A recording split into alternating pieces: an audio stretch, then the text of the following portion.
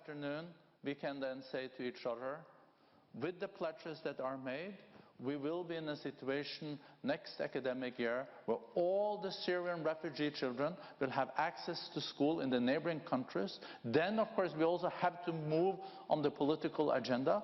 Very difficult in Geneva. We know that there needs to be effective and result-based peace talks if there is going to be also a better situation in Syria. But in the current situation, where with all this crisis and the war, we have only covered the UN appeals with 50% so far. This is also totally unacceptable. So by the end of the day, I hope we are getting as close as possible to the 7 billion that the UN has said is needed to the UN and other humanitarian organizations to be able to scale up on education, health, clean water, protection, shelter. And as I said, education will be a very crucial piece of this. So a lot at stake. Thank you for putting education on top of the agenda, and I'm sure that the rest of the panel will also confirm the commitment to deliver on this. Thank you. Foreign Minister, thank you very much indeed. A rallying cry there from Norway to start off, and you clearly state that this objective is achievable. We saw in that film the young Syrian refugee Sarah, who has clearly demonstrates the fact that young people have not lost their passion for education. And our next speaker is somebody who really does embody that spirit of a thirst for knowledge. Malala Yousafzai, of course, Nobel Peace Laureate, is at the table there, and we would like to hear your comments, Malala. And she's also accompanied by Mozoon Al-Malayhan, who is a Syrian refugee recently settled here in the United Kingdom. So, Malala, please, either standing or sitting, as you prefer, if you could address this, the issue for us. Thank you. Allowed stand. So, Bismillahirrahmanirrahim. In the name of God, the most beneficent, the most merciful, who is the God of all mankind. At this summit, many people will talk about the 1.4 million children who are out of school in Syria, who have become refugees. And it is important that we hear from these children, from these young people of Syria in their own words. So that is why our next speaker is so important. Mozoon Al-Malayhan was born in Syria, and war and that terrorism and those conflict forced her and moved her family to Jordan, and she was refugee in Jordan for almost 2 to 3 years, and now they are making a new home in the UK. When Mozoon was in the camp, she insisted on going to school, and not only for her education, she continued to encourage girls in that camp. She encouraged them that education is key for their success, it is key for their future, and she would go and talk to girls, talk to their parents, and she really made a difference in their lives. So when I visited Azraq camp, I met lots of girls. Mozoon was there, and one girl told me that it's good to meet you, Malala. You are doing a great job, but it's not you, but it's actually Mozoon who inspires me, and Mozoon is my role model. And I totally agree with her. Mozoon is my inspiration. Mozoon is my role model as well, because of the commitment that she has, because of the strength that she has to fight for education. And I'm hopeful that she will inspire you all as well. So let's hear from Mozoon. Thank you.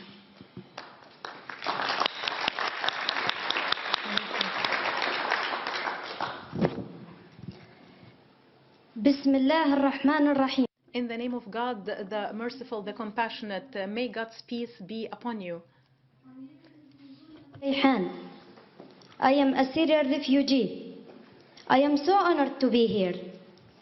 First, I want to say thank you to the UK for welcoming me and my family. We are so grateful to have a normal life again. Thank you to all the countries that welcome refugees. What all refugees want is for life to be normal. I hope after this conference, more refugees will be able to have a normal life, especially the children. I am only one girl but I am here today to speak for all Syrian children who are displaced or living as refugees. Thank you for the opportunity to give Syrian children a voice at this summit. Like all children, refugee children have dreams. My dream is to be a journalist. When I am a journalist, I will use my voice to tell the stories of different people and different countries, so we can work together. But today, I will tell my story. I am 17 years old. I grew up in Dar'a. My father was a teacher. I have 2 brothers and 1 sister. I love to study and learn. Then war came. My father could not go to work. Going to school, too dangerous.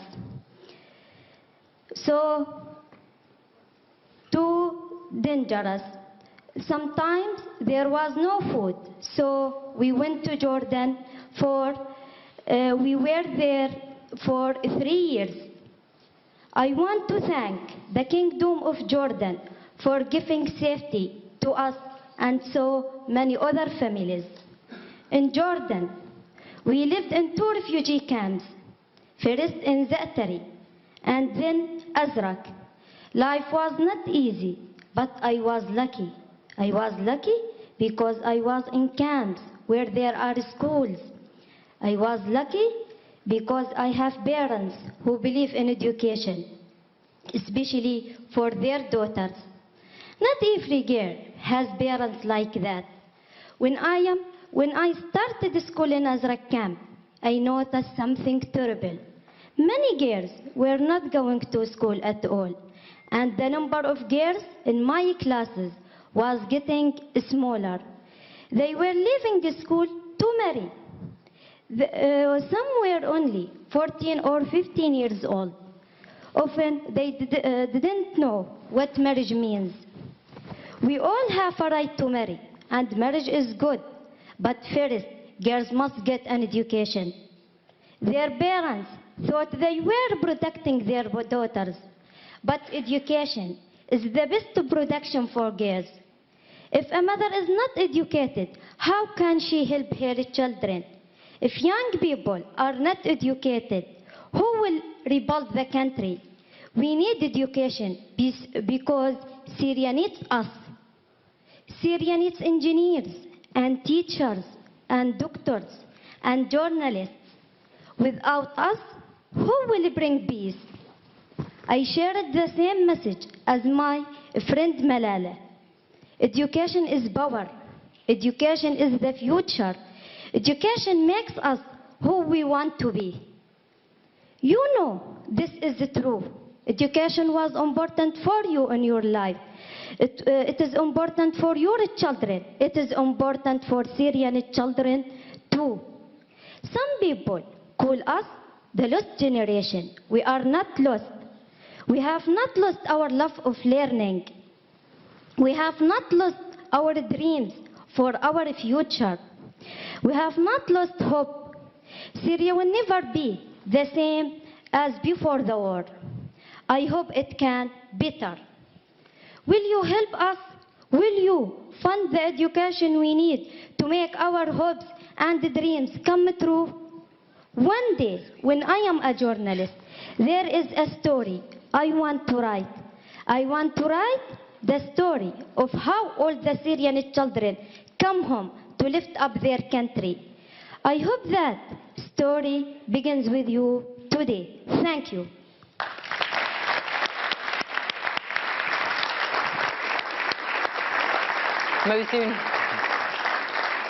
Mozoon, shukran jazilan, and Mozoon and Malala there, thank you very much. So clearly, no lost generation initiative is an absolutely critical one there, and we've heard a very powerful voice there, haven't we? Justine Greening, British Secretary of State for International Development. Very moving interventions there from these 2 young ladies. Incredibly eloquent, and they speak for themselves about why education matters so much, and And I think for us in the UK and the work that DFID was doing, the real turning point were 2 trips that I had to Jordan and then Lebanon very early in 2013, and I just noticed how there were still so many children not in school. In fact, most children were still not in school, and they were around the camps. You could see them around some of the host communities. And then when we talked to ministers who were in governments, they were asking themselves the same question. How do we cope and actually educate such a big influx of children? It was a monumental challenge. I was meeting teachers who themselves were struggling on how to do double shifts, asking their entire teaching staff to suddenly work longer and teach more children, and often teach children who themselves had been through very traumatic circumstances and had all sorts of other challenges that they were trying to cope with. So we sort of came back from that and thought we've got to galvanise some more structured work around getting children into school at scale, and work with these countries like Lebanon and Jordan, who were themselves asking themselves how they could do it. And I remember picking up the phone, talking to Tony Lake of UNICEF and saying, right, we'll do this initiative called the No Lost Generation Initiative. And since then, I mean, it wouldn't have been possible without the plans really from Minister Boussab, who I'm delighted you're part of the conference and part of the panel today, and also the Education Minister in Jordan, because what it enabled was for a plan to be in place and then for us to mobilise the resourcing. So far we've got about half the children into school, which is a tremendous achievement, but it's not enough.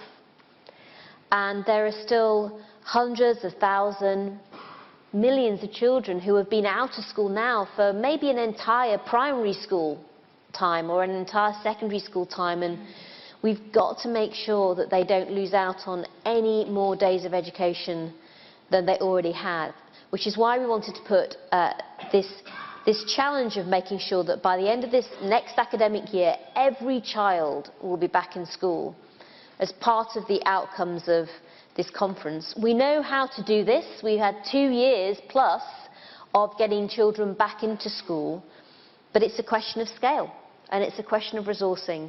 And we've got lots of choices ahead of us today, but one of them is, are we in the international community prepared to resource the plans that ministers like Minister Boussab have pulled together, which are good plans, to help get children back into school? And certainly from a UK perspective, our answer is yes.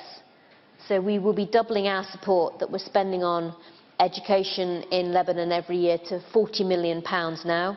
We're going to increase the amount that we're spending on education in Jordan to £20 million every year over the next 4 years. So for us, we're pledging £240 million over the next 4 years to make sure that children can not only get into school, but critically can stay in school when they are there. But as Borga said, we need everyone to step up to the plate at this conference. And I firmly believe that if we invest in these children, we're investing in Syria's future, we're investing in our own future as well, because the only way this country is going to be able to get back on its feet is if its young people, the best and brightest, are going to be able to go back and play the role that they want to in rebuilding their own country. And this is what funding for education is all about. It's about helping the potential that they have be realised, not only for them as individuals, but so that they can go back and rebuild Syria in time.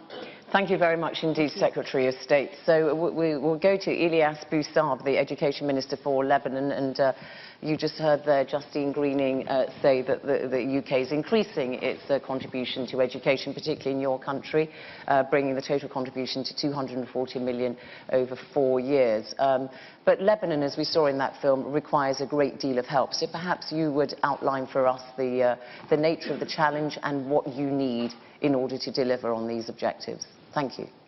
Thank you very much for all these wonderful news that I'm hearing.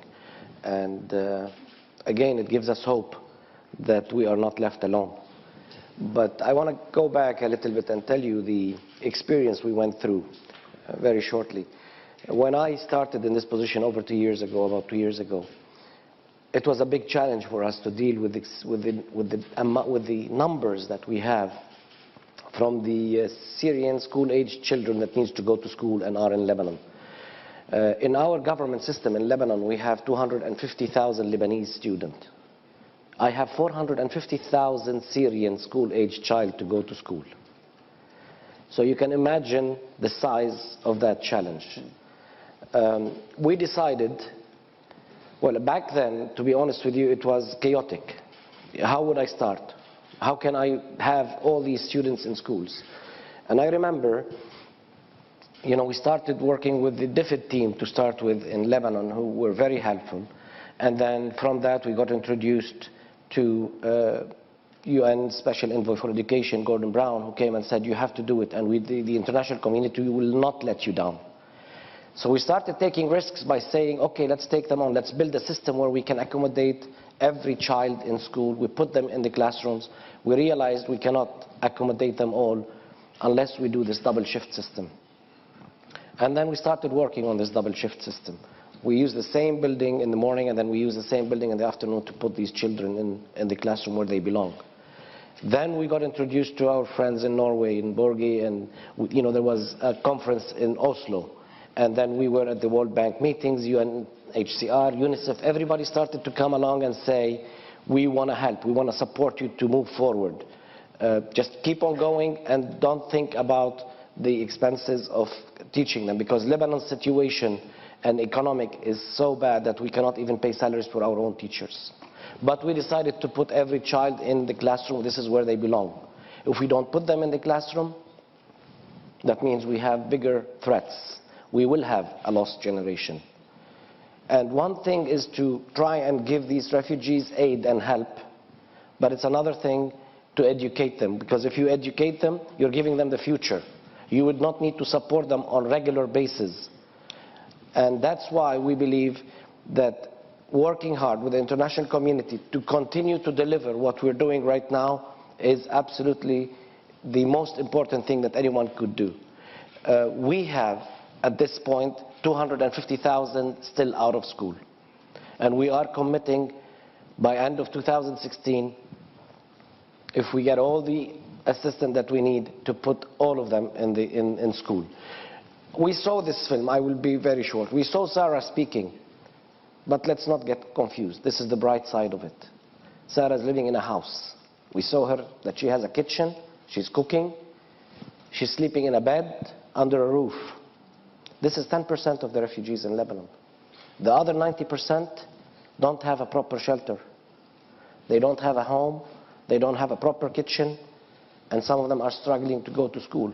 Worse than that, sometimes their parents are using the children to work for $2 a day to find food for the family. When Justine visited the Bekaa Valley, she went to a camp. In that camp, some of these children, until today, are sent to harvest potatoes just to make money for the family. So it's not easy to deal with that. We have to convince the parents that they have to send their kids to school. We have to find them alternative ways to do it. I will say, if I want to summarize and if I want to end, we are committed to put every child in school. We need it. We need the help of the international community, because if we start building this and everyone is in school, that's one achievement. But the bigger achievement is to keep them in school. And we are concerned if the finances dry out, or if we go through this donors fatigue, as we always hear. And now I understand Europe, with all the pressure that they have to spend money on the refugees in their own countries as well. So we have to ask for more and more money to keep these children in the neighboring countries of Syria, give them hope, put them in the classroom, and maintain them for a 5-year plan at least, because the crisis is not likely to be ending anytime soon, especially with the bad news that we heard yesterday about the breakout of the talks in Geneva. Thank you very Minister, much. thank you very much indeed for your very candid presentation there on the scale of the challenge and just how much you need. I think the figures are a country of 4.5 million Lebanon, and it's something like 1.2 million Syrian refugees. We are a country.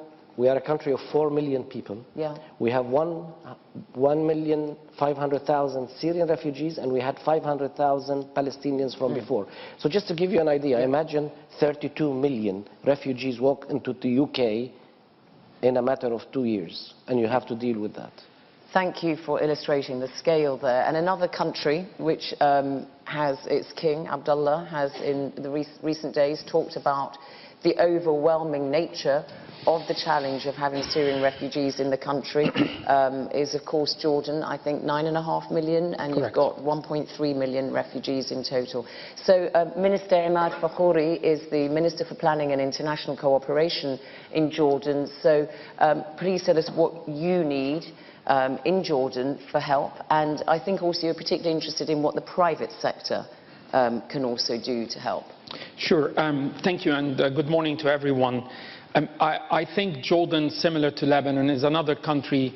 Let me just tell you, maybe from the seat where I sit as the person responsible to plan for the country and coordinate international cooperation for Jordan, how does the picture look for us? It's important for you to understand the scale, the context, why today is a critical historical juncture, truly a critical historical juncture, and can we sustain, given the saturation point we have reached as we start the 6th year of the conflict. Jordan has been carrying the burden, and I think everyone knows that. We are probably now the largest country to host the total number of refugees worldwide, while we dropped to the 2nd poorest country in water availability. And as Zainab said, we have over 1.3 million Syrians in Jordan, of which 630,000 are registered with UNHCR. We have 226,000 students, Syrians, of school age. We did our best to absorb about 150,000 in our public schools, boys and girls, but we still have 90,000 Syrian boys and girls on the streets who are potentially turning not only into a lost generation, but lost generations. And trust us, for Jordan as well as Lebanon, we want the Syrians not to miss out on education. We want them to remain hopeful with dignity and to be ready to go home to build their country and restore stability and reconstruct it when the political process allows it. But for us, the burden has reached its saturation point. And even though historically we have been an unparalleled safe haven and an oasis of stability and quite pivotal in our neighborhood for peace, security, stability and counterterrorism, I think people, when they mention Jordan, historically, over the many waves of refugees we've had over 6-7 decades, they remember clear Jordanian traits that have been very built into our genetic Jordanian code. Resilience and turning challenges into opportunities, whilst at the same time always committed to peaceful, homegrown evolutionary reforms to keep the country going forward. And key to that is investments in human resources, as a country that lacks resources. So for us, education has been a powerful transformation tool for our country, and we've also made sure that to the maximum we can absorb, afford this to our guests in Jordan, especially the refugees. But understand, for example, that in the past few years, we had to hire close to 6,000 new teachers. We've had over 500 overcrowded schools.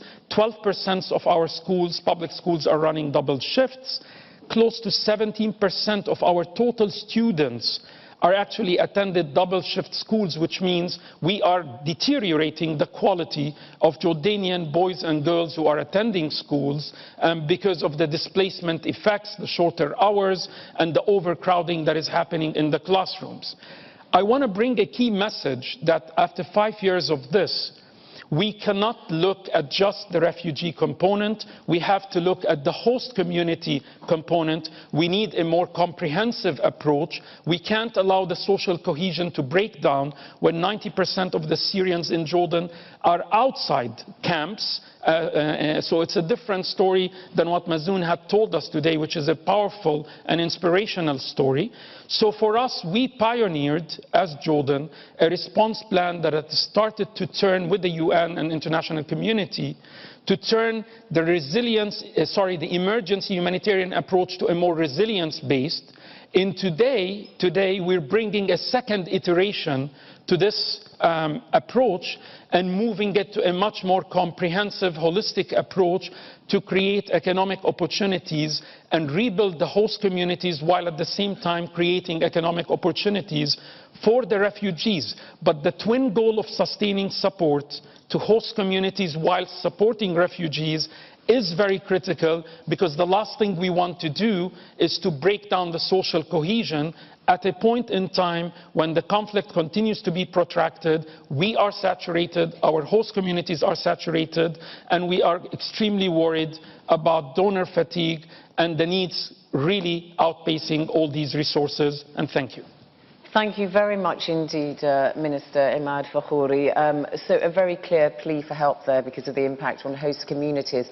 And of course the response of the NGO community internationally is very important, but in particular in the region as well. And Sheikh Hamoza, Your Highness, you are chair of the Qatar Foundation as well as Education Above All, which is an NGO, and you're also an ambassador for the United Nations Sustainable Development Goals on education.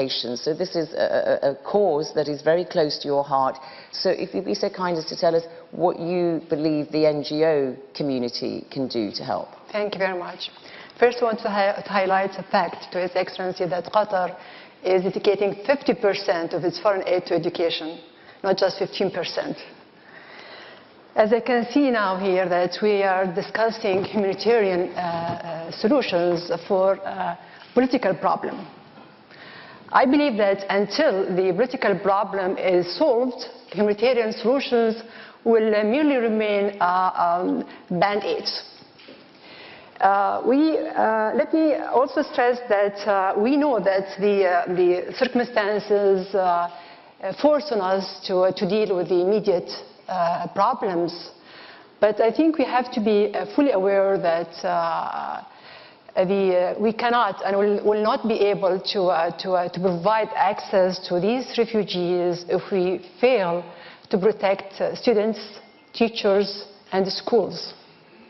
We do have UN resolutions that can do this, but unfortunately we haven't done or we haven't taken any action to prosecute perpetrators that attack schools and kill children and teachers.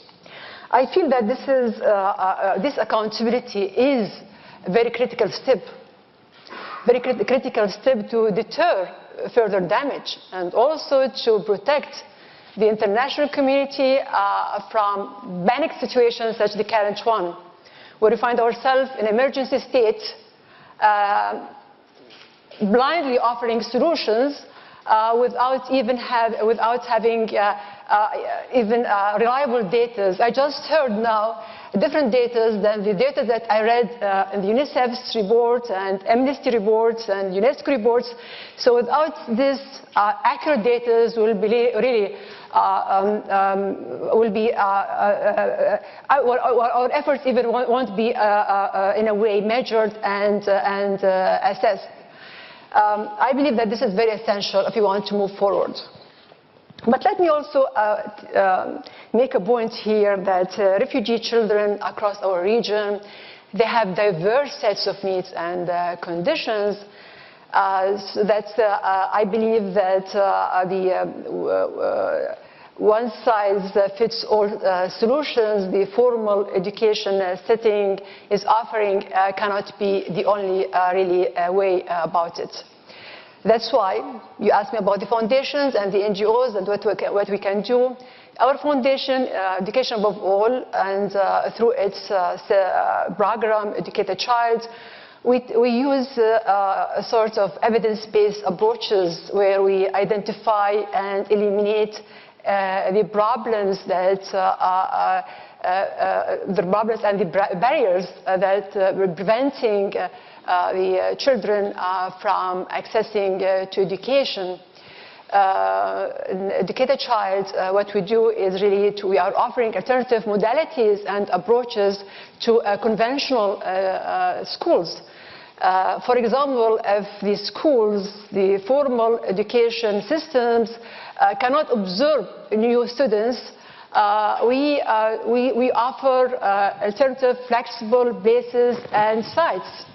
In these flexible places and sites, we can do also a sort of different programs like bridging programs, remedial programs, accelerated programs to compensate for time lost.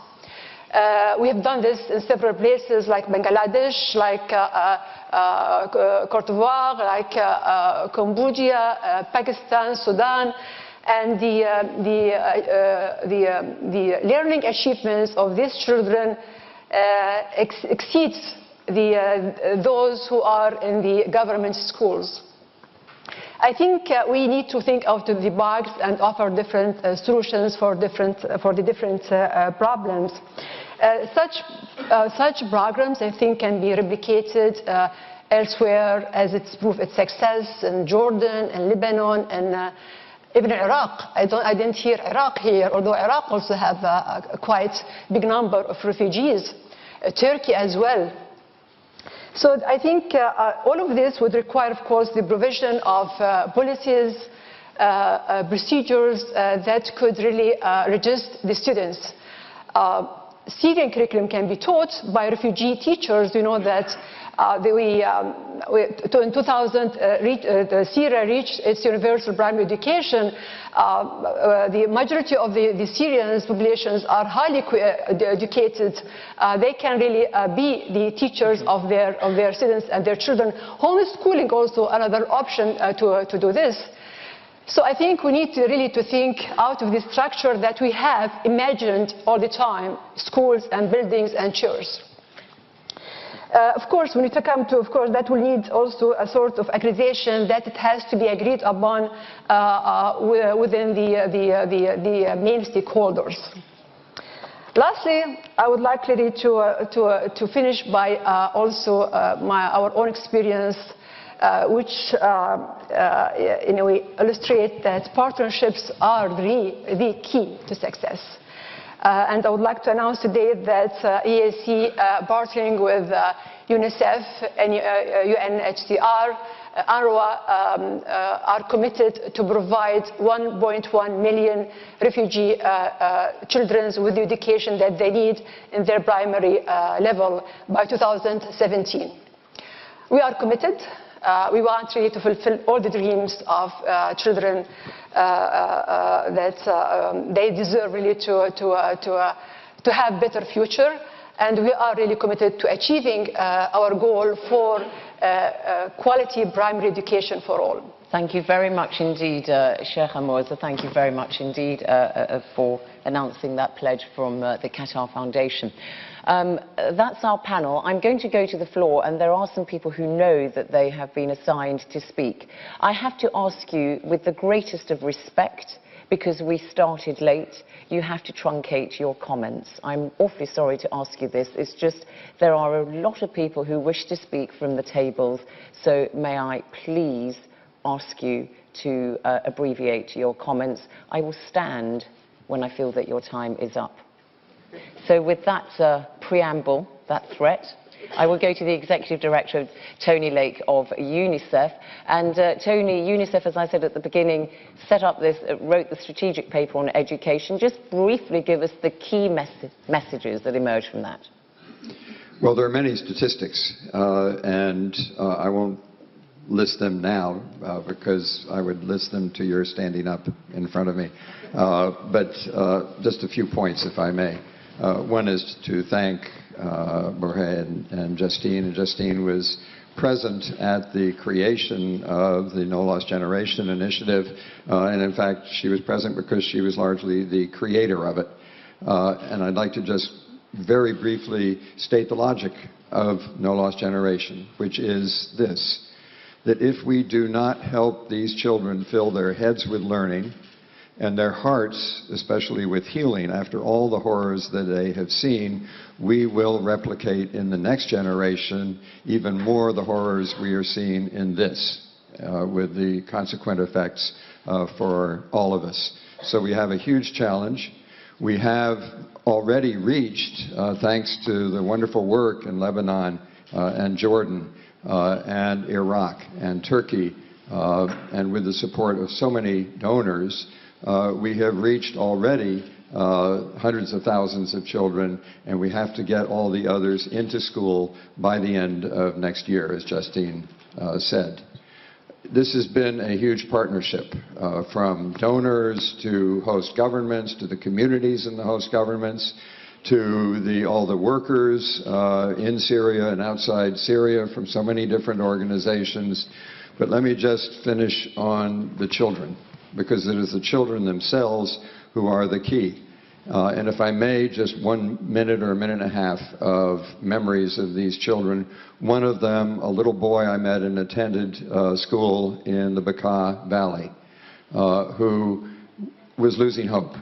And they are losing hope, these children, because they are subject, as I've seen in the Bekaa Valley, to children being forced to work in the fields and then get their education in the late afternoons. Children who are being literally sold into early marriage, more and more of them, and younger ages. This was a little boy who said he was a poet, and all the other kids were pointing to him, saying, what do? We listen to Marwan's poetry. And I asked him to write it down for me and was shocked by it. One poem, in translation: death don't come near me, not out of fear of my lost time, but fear of my mother shedding tears. And another: if death knocks on my door and God wants to take away my youth, I will not leave you, Syria, my most beloved. On the other hand, in Homs, I met a girl who had just come out of a besieged area, and after she and her family told me these horrific stories of their life there, she said that she had brought with her her book on how to learn how to be a nurse. And she was teaching, she had no teachers, no school, she was teaching the others, her other kids, to learn to read and write. Or I hope you saw the video this morning that I believe was shown at the plenary of the girl in Aleppo who was still hoping to become, at least teach others to be a gymnast, even though she had lost one leg. Those children have hope. If we deny that hope, if we deny their families the hope for those children's futures, we are going to see all the worse in the future, the same problems that we are encountering now. Thank you. Thank you very much indeed, Tony Lake. Thank you. So we have about 5 or 6 speakers still, and there's a plenary that starts, and members of the panel, of course, have got to attend that. Security is difficult, so please, if you could keep your comments as briefly as possible.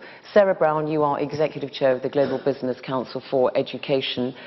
Very important, the role of the private sector. If you could make your comments, please. Thank you. Zainab, thank you. I'll make you proud with how speedily we'll get through this.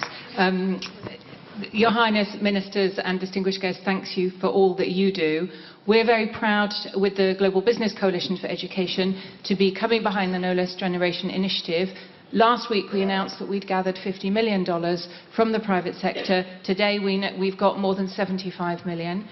We've got a number of people in the room who can't speak, so I will mention them quickly and then call on the guests who are.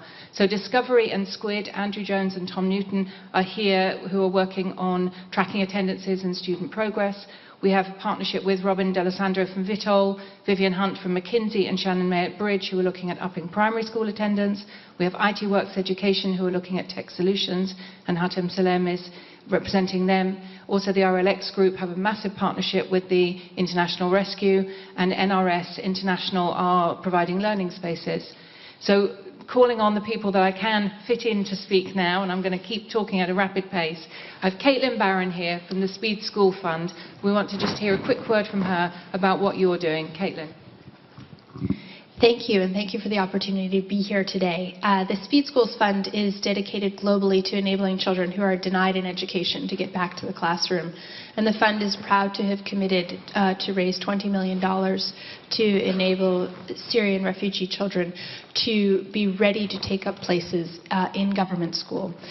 Through accelerated learning programs, we enable children to enter school at grade level and progress with their peers, and in this way lend our part in supporting the extraordinary effort of local governments to absorb untold millions of children in their systems. Thank you. I'm going to pass the microphone to Roma Mathieu from the Euromina Fund. Technology is a huge part of what we're doing, so I'm going to ask Roma to say a word. Thank you, Sarah. I had IT Works Education, one of our companies, and actually, if the objective is to bring 1 million to school by the end of this year, I think this is extremely challenging if we use conventional methods. That's the bad news. But the good news is that if we use technology, it is completely possible to bring education to every one of them, wherever they are, in their camps, and in 3 months period. This is what we can bring. This is what the private sector can really bring today, is just bringing education through e-learning programs, like Sheikh Hamouza was saying, to everyone, to every single children in every camp, wherever he is today, and at a cost that is probably 1/10 of any conventional method we do. And meanwhile, definitely the objective is to bring them to schools ideally, but that will take time, it will cost money. But with these unconventional methods like e-learning, definitely you can prepare them to go to school. You can go beyond the language barriers very quickly, and you can give them non-formal educations, which is like conventional, non-conventional learnings, teach them wherever they need to go in order to prepare them to go up to scale in our schools. This is very important. Thank you very much. Thank you, Roman. Alex Asseler here, who's a tech entrepreneur, founder of Jawbone and of State, also has thoughts about what technology, the role it can play. Thanks, Sarah. I also want to riff a little bit on what Sheikh Hamouza said. I totally agree that you have to adapt your style of teaching to what's going on, so you can be quick, but also so you can be adaptable. As everyone knows, technology is accelerating in change. What happened 2 years ago is an order of magnitude less than what's happening now, both in science and technology. So the question is not so much what we can do, but how adaptable we can be. And technology can play a role in that. So even just on science, you've got amazing developments in neuroscience, psychology, the effects of mindfulness on neurogenetics, work at Harvard, Rudy Tanzi, David Eagleman, how to stop cycles of violence by getting kids to understand the process of dehumanization which happens that leads to war. So that's on the human side. And on the technological side, the question is, how can we leverage technology, smartphones of course, to help us gather data? What does data mean? Data means insights. It means we can learn adaptively. And when we can learn adaptively, we can change our strategies in real time. And that allows us to spend our money much more judiciously. It allows us to move faster. And it allows us to actually just do a better job. And I think overall it's about leveraging all the efforts also that are going on around the world. There was a hackathon yesterday run by TechFugees that yielded some incredible ideas like the billion or so smartphones that have been shed by the developed nations in the last 2 years. They could end up in the Middle East. These are phones that could end up costing $10 or $20 at most. They could end up in the hands of people who can use them. So it's really about leveraging the grassroots, the large organizations, and building an infrastructure that allows us to be adaptable. Thank you.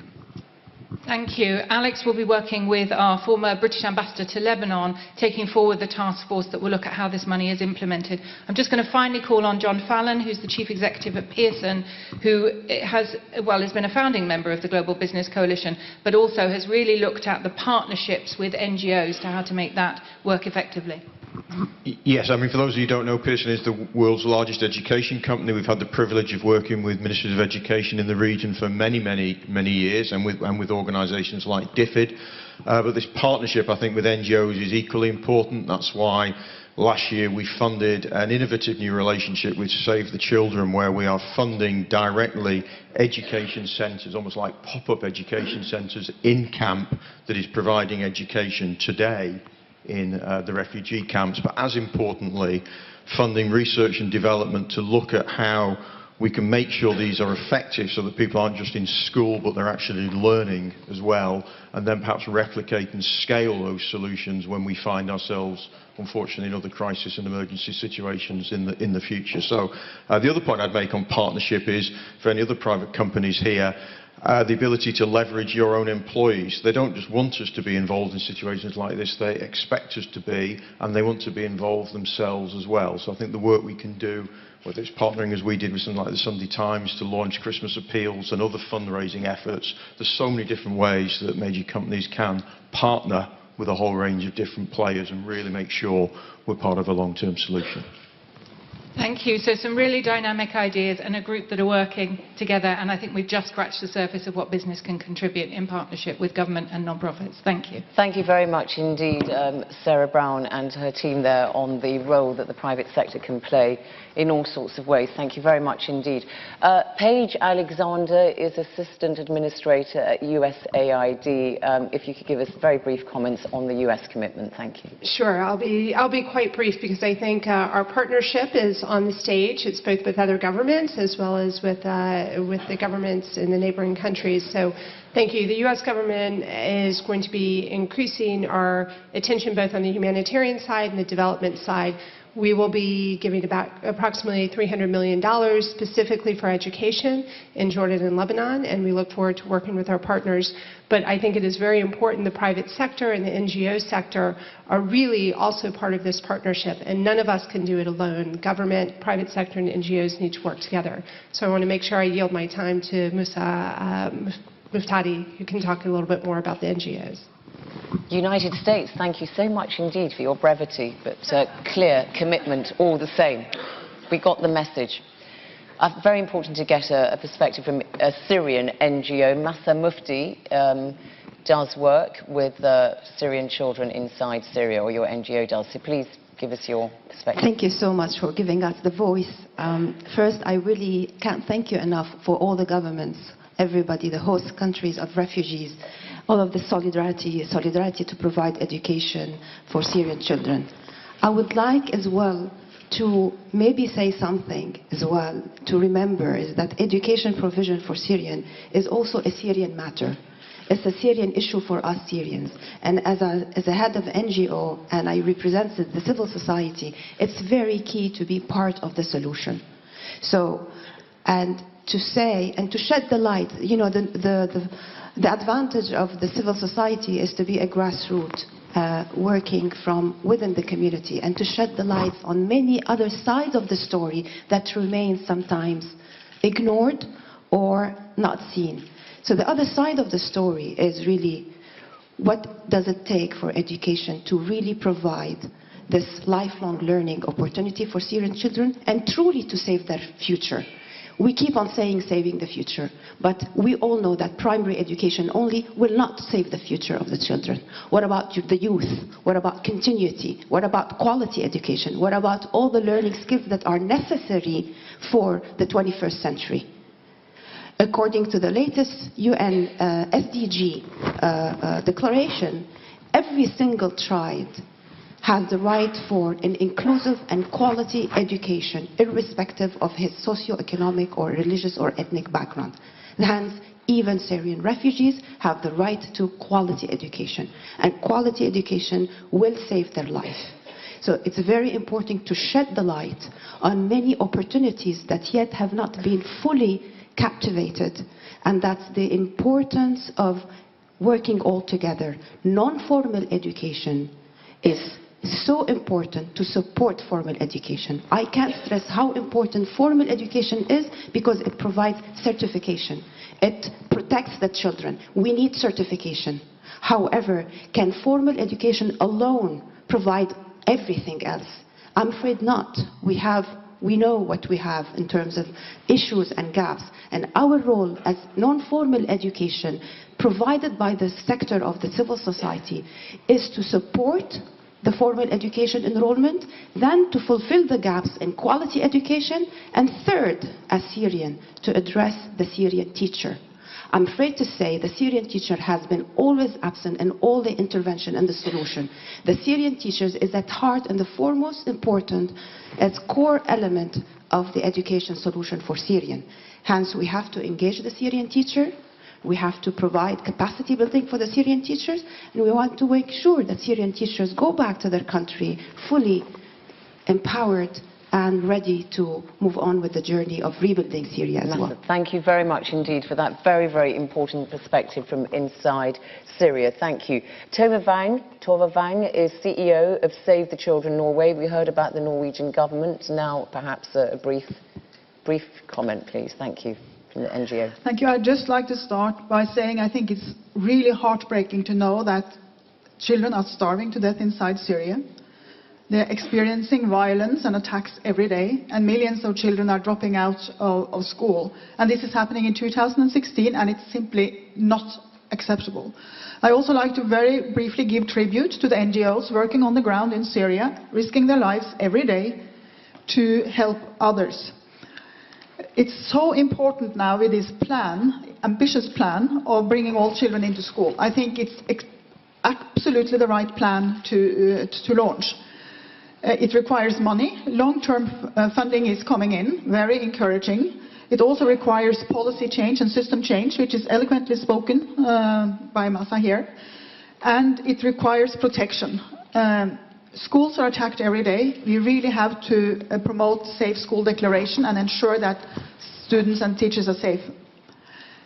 This is a pledging conference. I just want to pledge programmatically from Save the Children.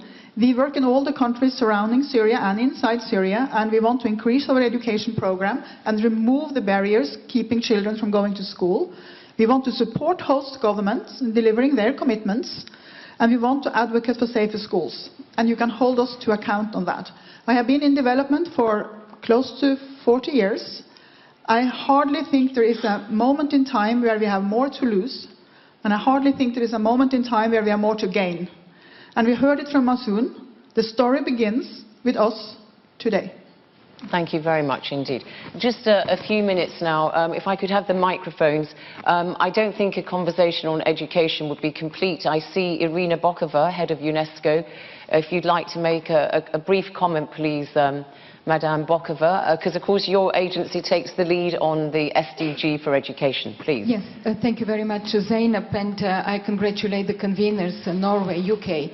It's a pledging conference, and I hope this message, very powerful message, this morning that ministers, all the others, civil society, have passed the education largely neglected through the Syrian crisis, is getting steam. It's a complex issue. It's the host country's communities' pressure. It's a worsening of their own education systems. It's hiring teachers. It's looking at textbooks. It's psychosocial support that we have to give. But we have to look, and I really would like to commend the representative of the civil society of Syria. It is a complex issue. We have to have informal also education. We have to bridge the learning gap. There is a huge learning gap within Syrian youth. Because youth is what we are aiming. Primary education, secondary education, skills. Tomorrow these young people have to find jobs, that they have to be part of their societies. Because this is where they fall prey to radicalization and to false ideologies. So I think our task is huge, our responsibility is huge, and education becomes a security imperative when we talk about the Syrian crisis. And thank you, Zainab, for giving me this opportunity. Thank you very much indeed. Irina Bokova there from UNESCO. Very, very quickly, I can't see if Commissioner Hahn is here, European Union Commissioner. No. Filippo Grandi from Filippo Grandi from UNHCR. Invite you to make a minute's contribution, not here. Commissioner Hahn doesn't want to speak. Turkey. Oh, you are? Yes. Sorry. Stylianides, yes, very briefly. Yes, thank you so much for this opportunity. As you know, as Commissioner for Humanitarian Aid, I already increased the budget for humanitarian assistance for 1% to 4% as the UN target.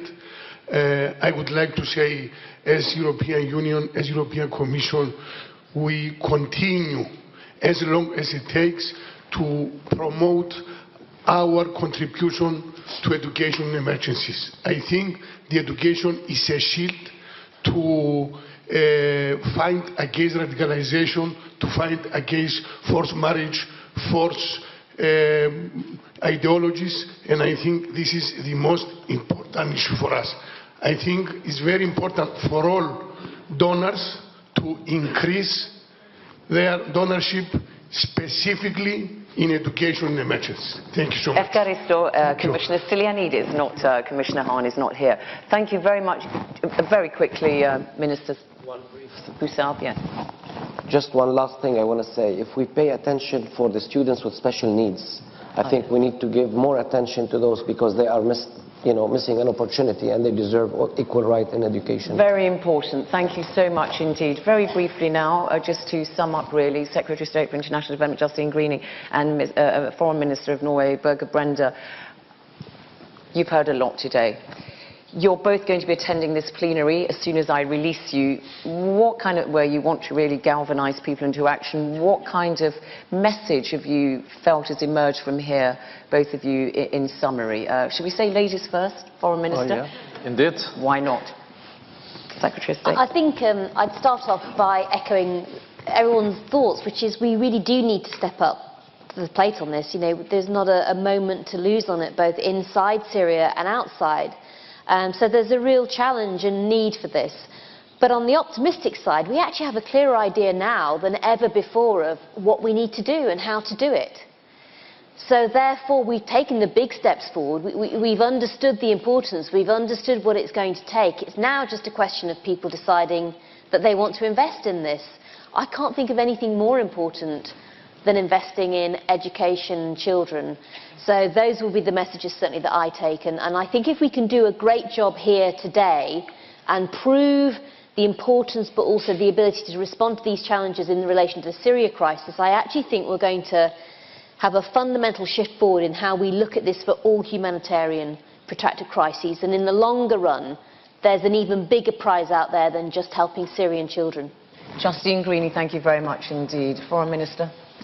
Thank you. I could think of no better way of starting the day of this conference. I hear a clear commitment to put every child in school in the region here today. As Elias also said, children belong in classrooms and in class, and also those with special needs that easily are ignored and don't see a real priority. Also, we have to see this in a holistic way. When 90% of the families in Lebanon, as Elias said, don't even have proper shelter, we need to not only step up on the education, but you cannot learn if you are not having the right learning conditions too. So that's why also the rest of the pledges are important. As Imad said, we have to step up our support for the host communities in Jordan that are doing an amazing job. To Sheikha Musa, Her Highness, thank you for your leadership in education, making sure that you're walking the talk when it comes to creating a real future for a lot of children around the world. And to Justin, thank you for, together with Tony, putting this No Lost Generation on the agenda. And we have made major achievements after the Oslo conference on education. We are seeing now many countries stepping up in the field of education. So, as Tony said, children should fill their heads with knowledge. And if you think education is expensive, try ignorance. Thank you. Well, you've thanked everybody, Foreign Minister. It falls to me to thank you and indeed Your Highness and ministers also, and all of you as well for attending and also for your interventions from the floor. And for those of you who are going to the plenary session, it's on the 3rd floor. There'll be staff at the back to show you the way. Thank you very much indeed and see you later. Thank you. You need to go.